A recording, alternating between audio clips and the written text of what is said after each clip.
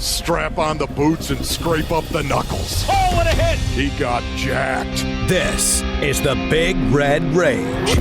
Presented by Santan, Ford & Gilbert. Murray's going to score. Touchdown. Slammed to the ground by Buda Baker. Like a torpedo, he came flying into the backfield. The Rage is brought to you by Santan, Ford & Gilbert. Right on the price. Right on the corner of the Santan 202 freeway in Val Vista. What a grab by Trey McBride. That was spectacular. And by Arizona Cardinals Podcasts. Visit azcardinals.com/podcast. The Red Sea is rising up. Temperature rising, vision blurring, rage taking over. Here's Paul Calvisi. I'm ready. I'm 100% ready. I'm telling you I'm ready. And Ron Wolfley. It doesn't get any better than that. Unleash the fury! Woo! Here we go, Red Sea, okay? Shake off the eggnog bender. Here we go. Now that everyone has received everything on their Santa wish list at this point, right? Right, Wolf, you finally got that official Red Ryder Carbine Action 200-shot range model air rifle BB gun, didn't you? Yeah, I almost shot my eye out too, Paul. It's good, Wolf. I didn't expect you to actually be that quick on the draw there. The Red Ryder. Are you kidding me right now? It's a great I mean, movie. We all know that, Paul. No, I meant quick draw on the retort. It's vacation for you. It's good, though. You're ready to go. You're ready to broadcast, ready to come off the ball. That's good. Now it's time to get greedy, is it not? It's time to triple dog dare the Rams. You go in there on Saturday night, and after it wasn't just beat L.A., it was beat down L.A. in week 2. You know what? Pack the broom. How about that? Let's go to L.A. and get the series sweep against the Rams. Yeah, that'd be nice right there. Even up the series. When you think of Sean McVay, of course, he has done very, very well against the Arizona Cardinals. 13-3, as a matter of fact, Paulie. I think in the last 16 games, 13-3. Sean McVay, right now it's 1-2. Jonathan Gannon versus Sean McVay right now, so you'd love to even that series up, no doubt. And whenever the Cardinals play a game, you think of cram it vertical, and you think of what is now the 5th-ranked rushing attack in the NFL.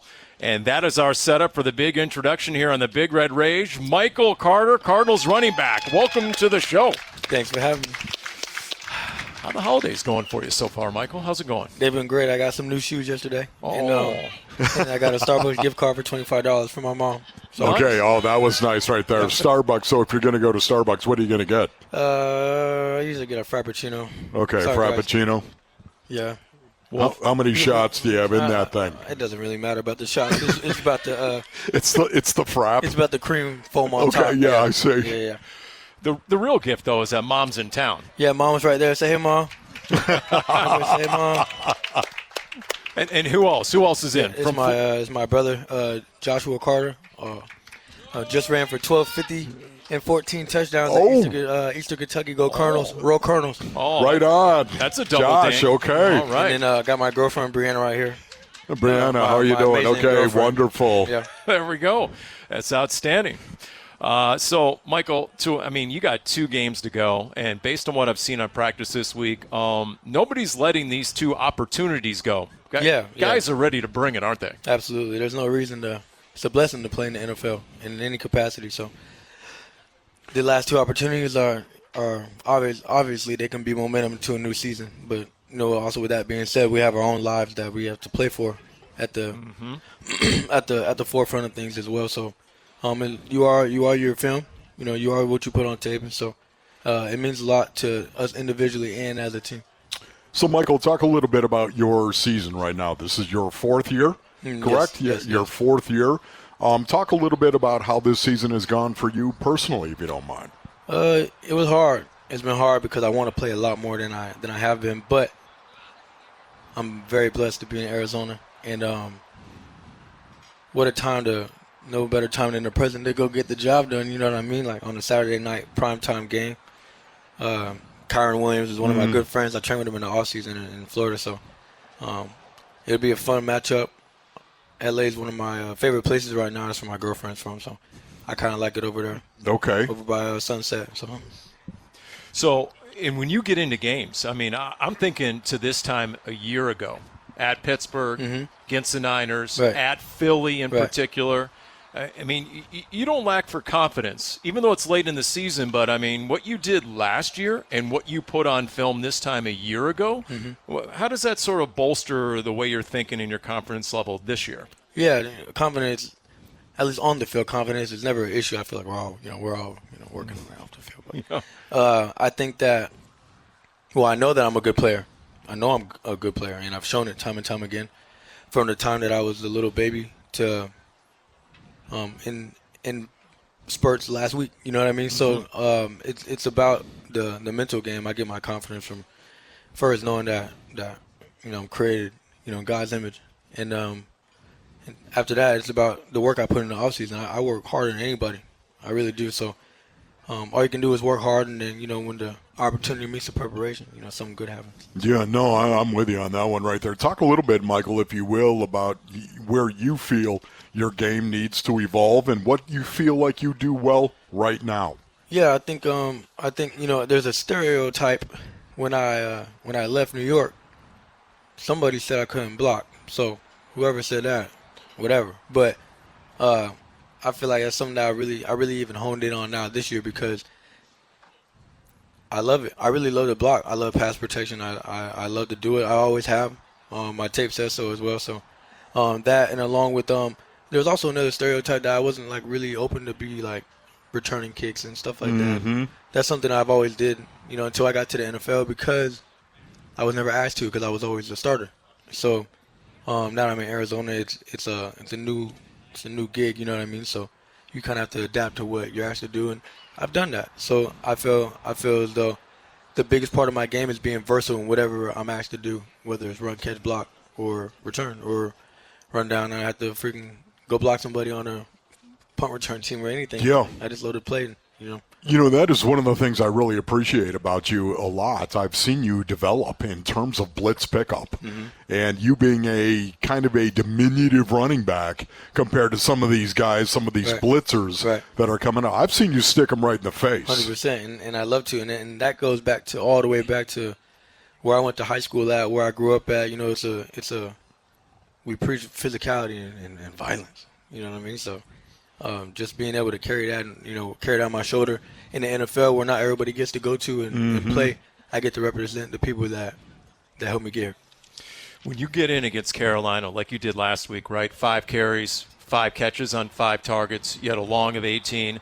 Just how much more into the flow do you get from the first quarter to the fourth quarter? And what's that feel like to get that first action of the year? And what do you feel like by the end of the game?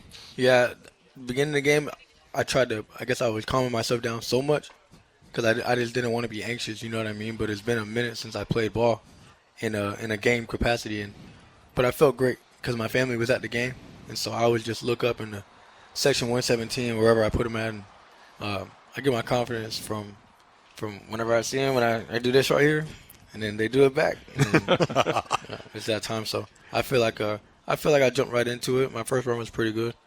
Bad exchange, so I'm gonna take down the chin. But then after that, we kind of got it going a little bit. So talk a little bit about that exchange right there. Yeah, I don't think it was anything that had to do with like lack of reps or anything. You don't think so? Nah, I don't, because me and Kyler, I didn't have a million reps that dude. So it wasn't even that. It was really probably my fault. I was a little bit antsy to get going. I seen a huge crease, so it was probably my fault. Do you think you reach for the ball? Is that what you're saying, or? Yeah, well, not reach. I think that maybe my pocket wasn't big enough. Wasn't big enough. Yeah. Okay, but your eyes were big. My eyes were huge. All I could see was. You were thinking, there it is. My play of the Give me the ball. Yeah, like, oh my gosh, it's amazing. What a great opportunity. And then I look crazy because I'm.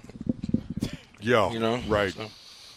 Well, look, there's 2 games ago, and Jonathan Gannon, who always raves about your game. He calls you an energy giver. Whenever we bring up Michael Carter, he says energy giver, and then he goes on from there. But here's the big picture on the Big Red, Jonathan Gannon, and the fact you have 2 games to go. I'm excited for these 2 opportunities, one on the road versus a playoff team, and then a team that's been winning our division for a long time. So, last year we weren't playing for anything, right? We made a lot of hay and got a lot better, and we did a lot of good things, last year that I thought that we built on and followed us a little bit into this year. Look, yesterday you saw the Christmas games, right? Those teams had the whole nation's TV window to themselves. You guys have that on Saturday night. Right. And look, I never played, so you tell me, how much does that amp up things when you know you're in the national spotlight? Yeah, the coaches, I've had multiple coaches, they say that primetime games and games that you're the only one on TV, they don't mean any less, they don't mean any more, they're just another game. But that's coach talk. You know what I mean? Like, yeah. Anytime that you get the chance to play in front of not only fans but all your peers, because they have nothing to do except for watch you, it's a big deal, because not only do you want to put your best forward for all the time. Yeah. When you put on a show in front of your peers, it allows them to see you in a different light maybe than what they did before. The casual fan is going to say, oh, this player is good, this player is not. Well, you have a good game on prime time, and they think you're like the best player in the world now. That's kind of how fans work. So, and your peers, it's always a respect thing when it comes to playing. So you want to play your hardest and, have your play reflect that you love the game. Where do you think this team, you just listening to JJ right there, where do you think this team has gotten better from last year? Where have you seen this team grow? Yeah, what I really like about this team is that we're really violent. We're violent, like really violent, and we're assignment sound, and we play together. We've gotten really close over the year. Adversity always, strengthens the group, and I feel like that's where I feel like we've probably grown the most. Like, we've gotten closer. Are you a believer that the run game wears down a defense? Yes. And do you see it in the third and fourth quarter? Yes. Because the hits, they don't be as hard towards the end of the game. Whenever you lean in on them instead of being leaned on. So. I mean, you see it just on the film sometimes, right? All of a sudden, maybe some of those guys aren't getting off blocks like they did earlier. There's something that we call in the running back room turn down service. So if you see on the film turning down hits, or you could have made the big hit, but you backed up and you let your teammate make it. That's turn down service. And you play bigger than you are too. Yeah, because I didn't know I was undersized until someone else told me. Love it. I love that. All right, we continue just getting rolling, in fact, with running back Michael Carter. It's the Big Red Rage, presented by Santan, Ford & Gilbert, live from Trophy and Chandler, located on Queen Creek Road between Price and Dobson. Carter, the lone back. Murray takes, fakes the handoff, setting up in the pocket, checks it down near side, caught by Carter at the 40, slips a tackle at the 50, and has a first down to the 44-yard line of the Panthers. Check the ball down to Michael Carter. How many times do we see Michael Carter make a play for the Arizona Cardinals when he gets the opportunity to play? Mike's just a professional. That's what he is, man. He's expected to be ready to go at any time, and that's what he did. And so, first of all, Mike's faith is what drives him. And then again, he's just a professional. I mean, he's been around. He knows how it goes, and he's always ready to go. So he is a professional. That's the best way I could describe Mike. That was Autry Denson, Cardinals running backs coach, earlier today. Here on the Big Red Rage, Michael Carter is our guest. All presented by Santan, Ford & Gilbert. We are Santan Ford, live at Trophy and Chandler, located on Queen Creek Road between Price and Dobson. Autry Denson is still like one of the leading ball carriers in the history of Notre Dame football. Number one. He's all time. Is he really? Yeah. Okay, so it sounds like he's made you guys aware of that fact. Well, actually, I think James was the one that made me aware. AD doesn't like to talk about himself, so we call him AD. But for short, but we also call him AT for all time. So he's not talking any trash about Notre Dame right now. He is. He is. Don't get it twisted. Okay. Yeah, they beat Indiana. He's feeling good, I guess. But Georgia's a different team, so we'll see. Yeah. I personally think Notre Dame's going to beat Georgia too, though.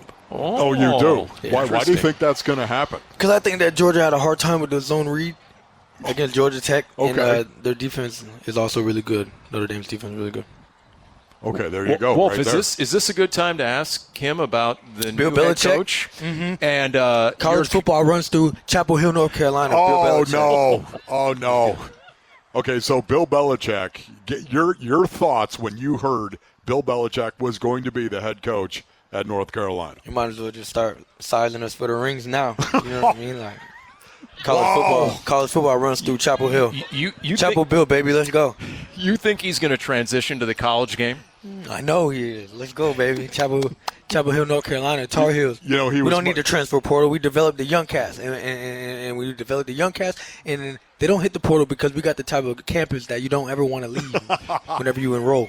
Well, it is beautiful, Chapel Hill. There's no doubt about that. Right. That is beautiful right there. But it's interesting because Bill Belichick was my head coach for 2 years in the NFL. Oh, wow. Back in Cleveland. Yeah, okay. yeah. And I know right now. When he had hair, he had a full head of hair. He did, and he was actually young back then, right? But so it hits me in a weird kind of way when I think of him being a college football coach and not an NFL coach. An NFL coach, to me, was the quintessential NFL coach. Right. He was a bit of a sociopath in terms of, I'm not going to ask you about your family. I'm not going to pretend like I like you. Right. I'm not going to just coach football. Right? He was just about football. I'm just going to coach football. That's what I'm going to do right there. And I expect you to do your job. That's what he was all about. There's got to be a little bit of relationship building when you're talking about at the college level. Do you not think so, Michael? I think so. I think. How do you think he's going to do with all that? I think he's a personable guy. I feel like we've seen him on TV. You know what I mean? Like after which I got to tell you, his image on TV, I'm like, Coach, who are you? Yeah, it's not the same guy that was running us after practice. No. Right. So I think that he's going to have to take some of that media personality, his true personality, and I guess kind of transfer that into the recruiting, and but his girlfriend's keeping him young, so. Okay. Yes, he is. Oh, man. You know what? This might be a good time for a soundbite. Here's Jonathan Gannon and how Michael Carter has handled his role this year.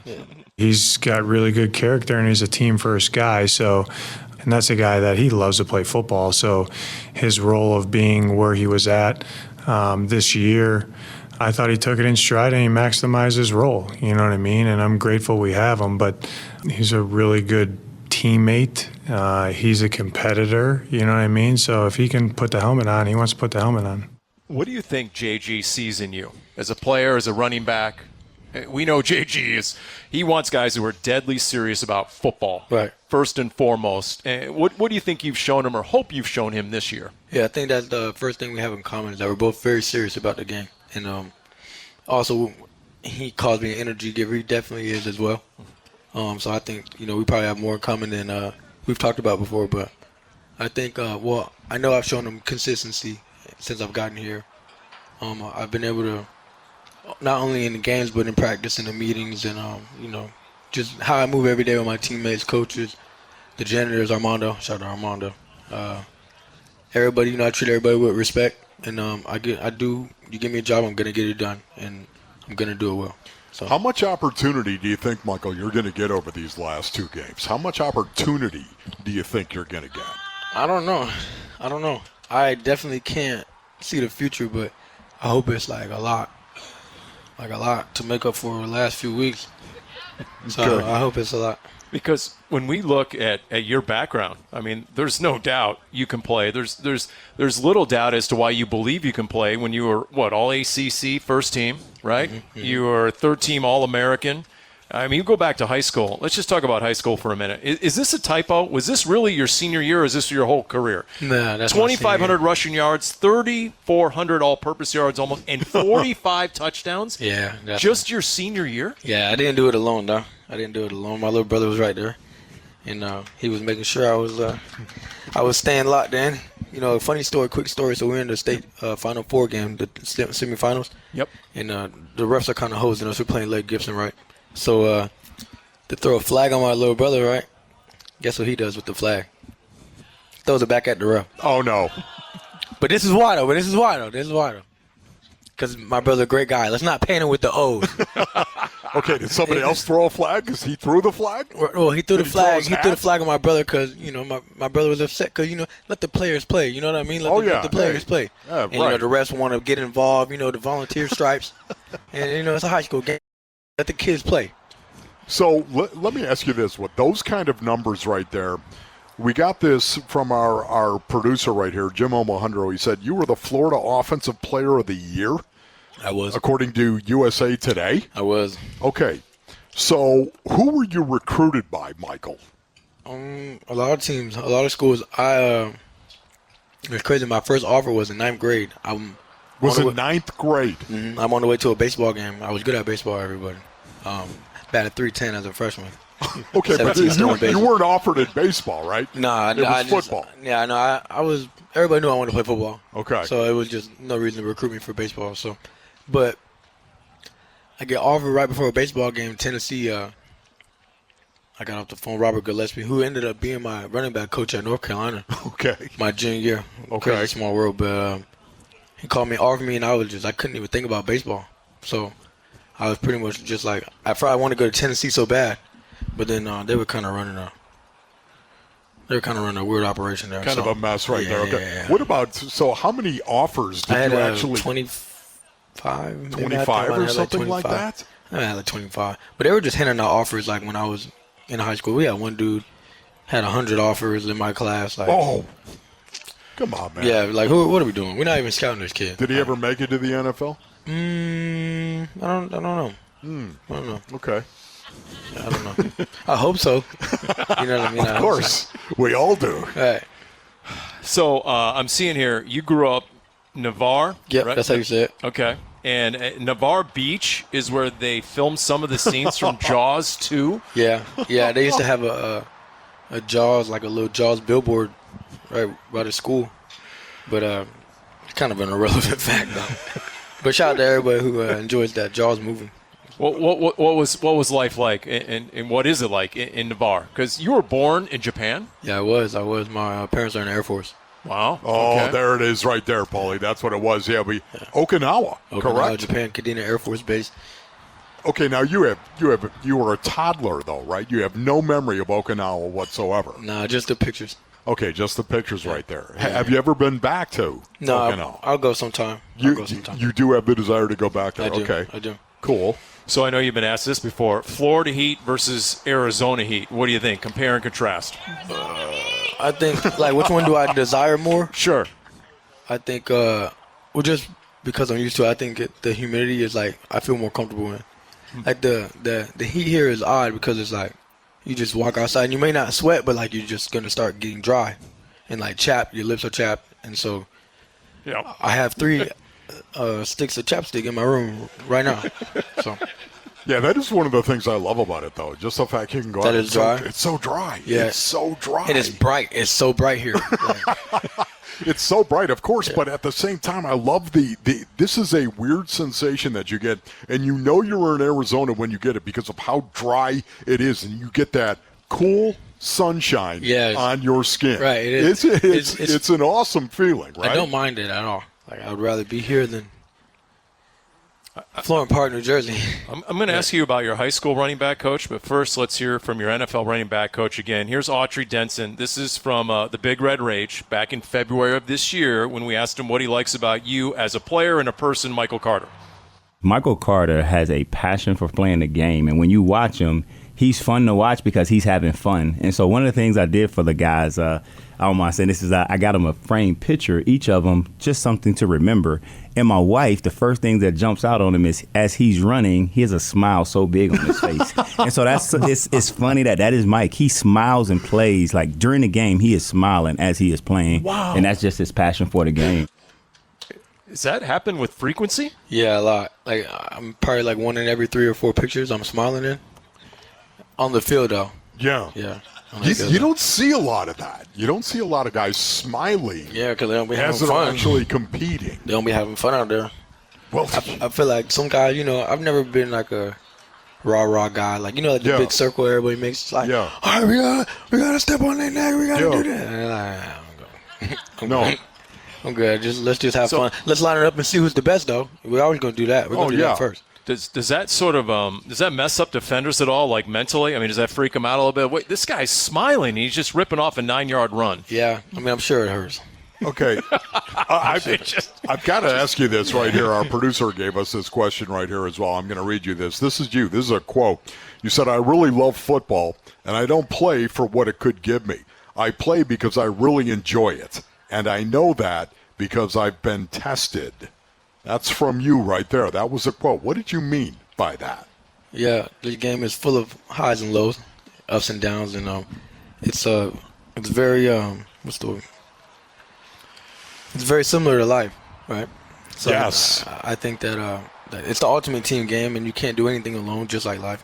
And obviously, everybody plays for well, not everybody. There's a lot of guys. I play with teammates that literally are like, okay, well, I want this out of it. I want to make this much. Like, as soon as I get this much, I'm done. And, in my eyes, I always was like, what are you guys talking about? Because I didn't really play for that. I played because when I was young, I just loved to go outside in the yard and play.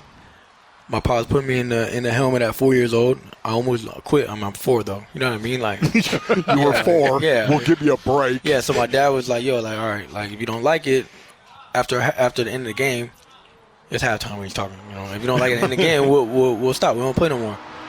And driving fast, but I fell in love with the game, and from there it's been this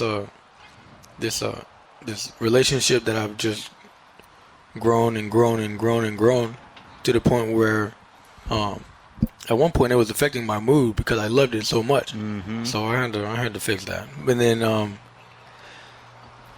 I just it's the adversity that when you get something taken away from you, like say for example this year, I had like a big bonus that I would have had if I would have made the team initially, and there's conspiracies out there, but I got it taken away from me, right? So.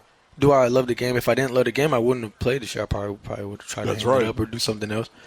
But then it's like, for what?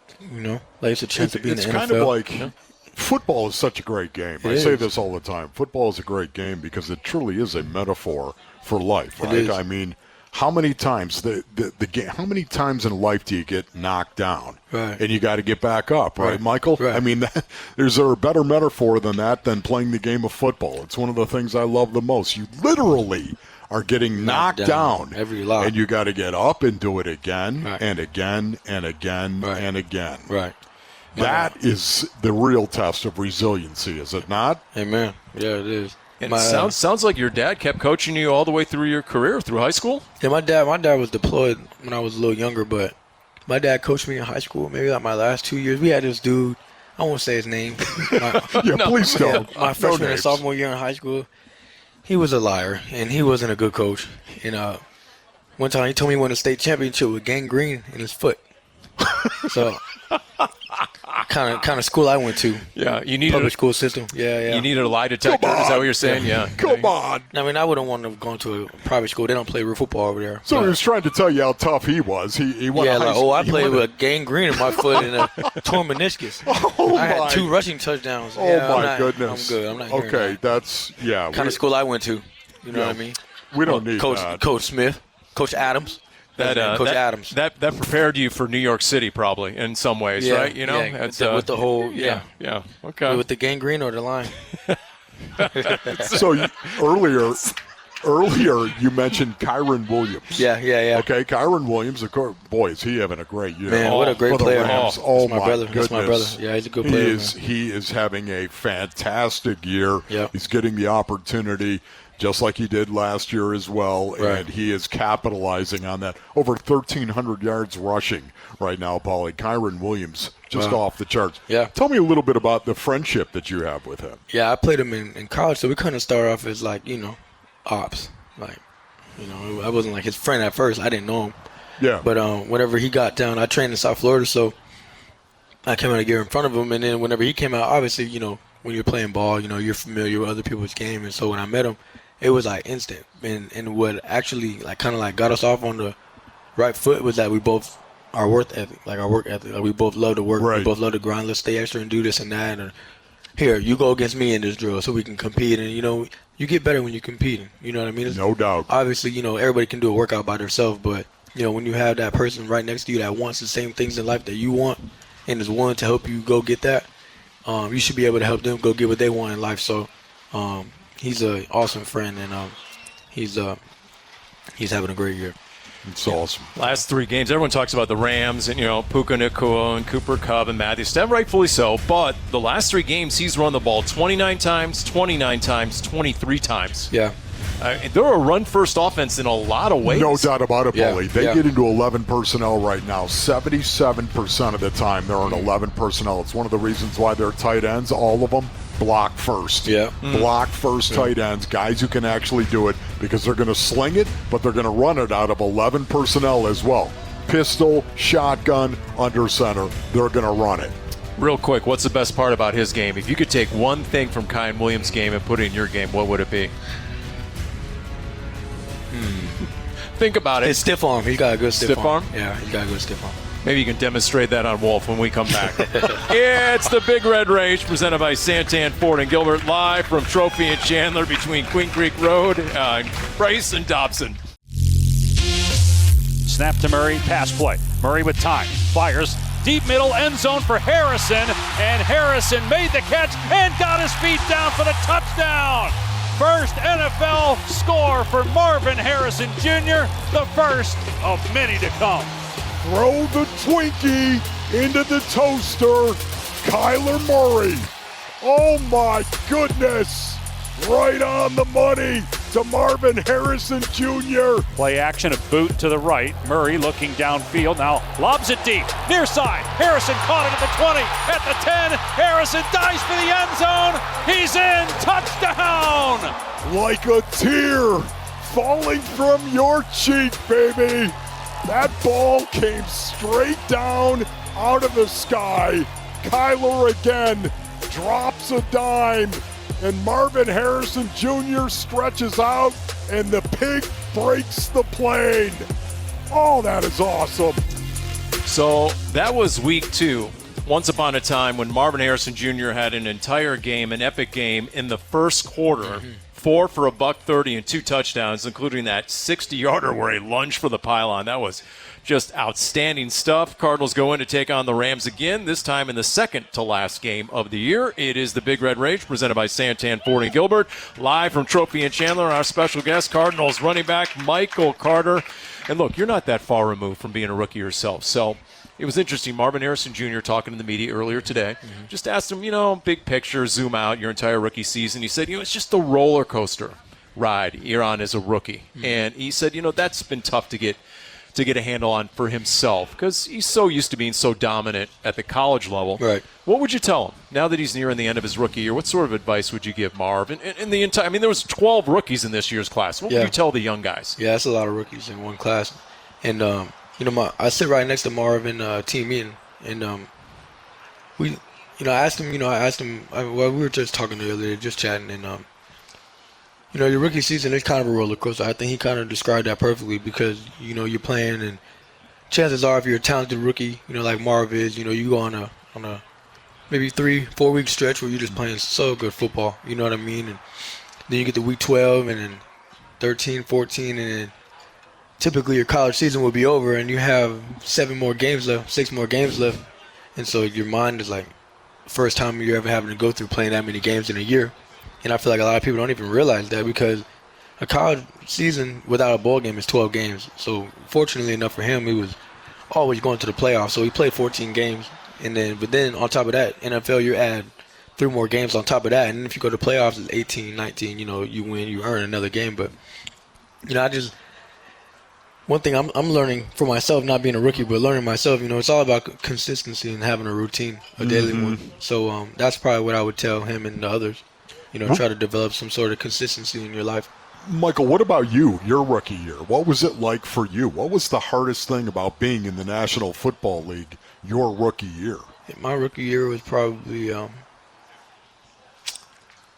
Was it the scheme? No. Was it the playbook? The playbook was probably the easiest part because I wanted to learn it so bad. Okay. So you were in it. You were I gross. was so deep in the playbook.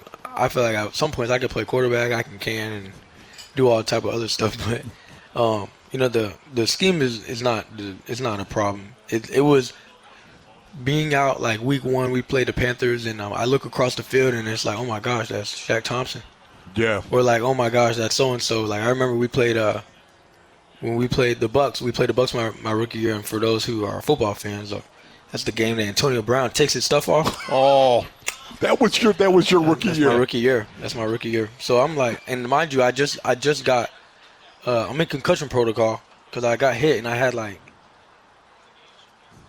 I had to look twice. I said, I know my head doesn't hurt that bad, man. Like, is that Antonio Brown with no shirt on? You know what I mean? Oh, my goodness. So it's like football in the NFL is like not only football, but it's kind of like an entertainment deal and like a business. And that kind of bothered me to start my career because it's like not everyone cares the same way I care. Like, yeah, but yeah, that was sort of like you can't control that. Yeah, it's right. just like it was almost like scripted. Oh, like right. he's leaving like a pro wrestler. wild. It felt scripted. It felt scripted, but it's the juggling with the, wow, I can't believe I'm here, and then all right, well, I got a job to do, so let me perform, and then just like I was saying earlier about like I went on like a 3 or 4 week stretch as well where I probably led the league in total yards over 3 or 4 weeks, and it goes back to the routine where you don't want to get too high on a performance. Mm-hmm. If you don't play as well as you wanted to, you don't want to get too low on it, and then you just have to keep going. And keep going. My good friend Elijah Moore says you only lose if you quit. So that's the only thing like that always sticks with me. Like even when I'm going through a hard time, so you just gotta get through it. Yeah, like your friend. Yeah, because I like that. I love my man. That's my guy. Give us a quick word on meeting Aaron Rodgers. You talk about being starstruck. What was it like when Aaron Rodgers joined the Jets? Yeah, I thought it was propaganda news when we signed him because I couldn't believe we got him. You know what I mean? They talking about Derek Carr, Matt Stafford. We might sign whoever. And we actually got the GOAT, you know. Like growing up, I was a huge Aaron fan. Like, but I wasn't starstruck. I was nervous because I wanted it to go well, because I wanted my quarterback to like me. You know what I mean? Yeah, sure. That's always a good thing. Right. Like, you know, because your quarterback is fond of you. He'll find you. He'll find you, and then everybody wins. So it was cool, and he's such a good teammate, and People may say he gets a bad rap for this and for that, and sometimes I was saying earlier that he's very misunderstood, but also he's kind of hard to understand. So, I think we're all going through our daily journeys to find ourselves. So he's an awesome teammate, though. Like he's awesome teammate. One of the best teammates I've ever had, actually. Well, you guys already played the Jets and Aaron Rodgers. In Yeah. fact, it was Max Mellon told us in this show when Aaron Rodgers came running to the Cardinals sideline, he was a little starstruck. That was a little bit of a welcome to the NFL moment. But here's Marvin Harrison Jr. just on the Rams, who you're going to play next, and their improvements since the first time you played them. I think, early on, like a lot of teams, kind of trying to find your identity. So you're kind of doing a bunch of different things, trying to figure out what works, what doesn't work. Now they kind of solidify, okay, this is what we do really well. This is how we're trying to attack teams. Then as I learned throughout the year, as a divisional team, things are always a little different when you kind of play divisional opponent. So I think that's probably the biggest difference. They solidify what they really want to do. They're one of the 4 teams that are actually younger than the Arizona Cardinals. They have a lot defense, Paulie, I got to really tell you right young now. defense. Yeah, they're good. Man, good. Tell me what you see on tape when you watch the Rams defense. I am mesmerized with how many guys they have that are year 3 and under that are really playing well. Yeah, I think they said in one of our meetings that they play like 15 rookies. Wow. And, that's a lot. That's probably like record-setting stuff. Yeah. So, Jared, I met Jared at the casino, actually. Jared Verse? Yeah. Well, he's good friends with Trey Benson. Yeah, right. So I'm supposed to link up with Trey in Miami, and he's supposed to come train me. He leaves when I get there, and then I'm just left with Jared Verse. You know what I mean? Like, so, but I met him. He's a great guy. He's a heck of a player. I don't know Fisk, the kid inside, but my mom happens to be a Florida State fan. So I know a little bit about Florida State. So he was a great player, and along with Trey, you can Norvell can thank the portal for those guys. So No doubt. Well, here's your offensive coordinator, Drew Petzing, on what he sees from the Rams defense. That front they had 2 first-round rookies that are obviously playing at a really high level and have only gotten better as the season's gone on. They've gotten healthy. I think like a lot of teams that make a late-season push, I think they've kind of locked in on what they do well and how to protect it. So you certainly see that. But I think the effort and the energy really stands out with that front group, as it did the first time we played them. I think they have the ability to wreck again. Mm-hmm. And then they have Kobe Turner. They have Byron Young. They were rookies last year 2. Those guys are really – let me ask you just about the dynamic, though, of beating a team 41-10 in week 2. Now you turn around, you play them again, but it almost seems like last season. That was so long ago. So, right. I mean, how does that play into anything? And was there something that you guys did in week 2 that, you're automatically going to try again, or are they so different one thing doesn't convey to the next? Yeah, I think when you're playing a team twice a year that you're always seeing, and the rollover is kind of like minimal, you're kind of seeing the same guys.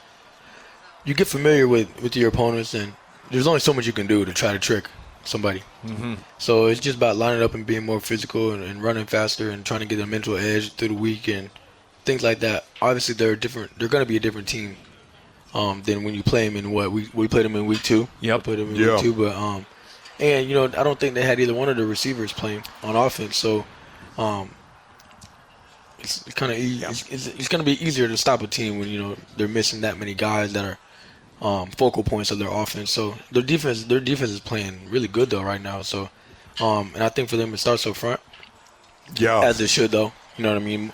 Any good team is going to start up front on offense and defense. It's amazing the way that just is true. Right? That is a truism in the game of football. And that's funny because it's like, they try to take the run out of the game and call it a pass first league, and it's never going to be that. It's always going to be a run first league with elite quarterbacks. Elite quarterback play will get you over the hump. But I made the mistake of asking your head coach a question on his TV show this week. I said, Coach, how often have you ever lost the line of scrimmage and won the game?